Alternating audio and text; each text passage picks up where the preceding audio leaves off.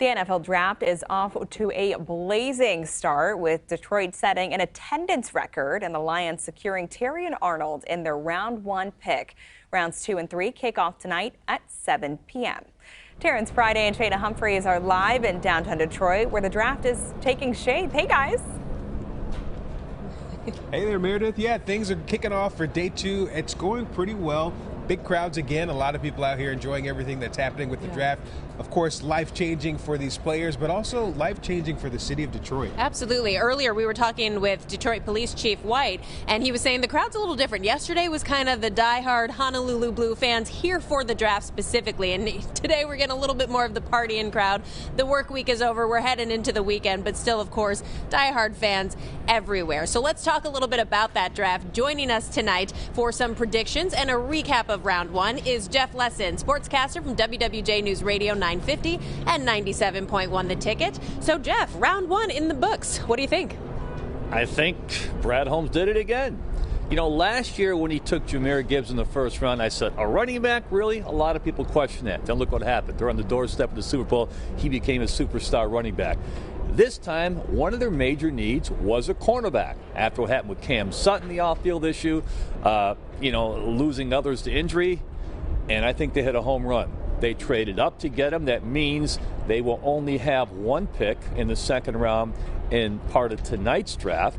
And, but they don't have the 3rd and 4th round pick unless they move up. But they needed a cornerback. They addressed that need. And in my opinion, they got the best corner in the draft. Okay, that's good to hear from you. So do you think that we're shaping up to have a successful season like something we saw before? Well, Terrence, it all comes back to injury. Keeping your quarterback healthy. Like we talked about yesterday, they still have to address the offensive line. That's the card-carrying thing for this team. They exist as the top O-line in the league. So if they're going to keep that going, they better address the O-line in round number 2, and I think they will. And there's some good players out there. Jackson Powers Johnson, a center from Oregon, might still be there. If he is, I would hope the Lions would grab him in late second round. But they got to keep Jared Goff upright. He wasn't hurt at all last year. And if anyone loses their starting quarterback, the team's in trouble, especially in Detroit. We do not have a good backup quarterback. It's hard to fill a starter's shoes. And if we can keep Jared Goff healthy, the major skill positions healthy, then they got a good chance of winning the division and doing well in the playoffs again. But that's a crapshoot. That's why you need depth on the O-line. I hope, Shayna, they address it tonight. Yeah, we will see. I mean, the success that the Lions had last season has brought a lot of respect to Detroit that it hasn't had in a very long time. Let's talk about the big picture of just the draft in general. We saw that record-breaking crowd yesterday, 275,000 people on day 1. Maybe we'll set a record for day 2 and 3. What do you think this could do going forward for Detroit as a sports town? Well, I mean, how cool is this behind us, right? Yeah. I mean, Detroit has hit a home run. Congrats to everyone involved, Mayor Doug and everyone on down. The chief of police you just had on. Only 2 minor arrests yesterday with, 150,000 plus people? What are the odds on that, right? But, the country noticed.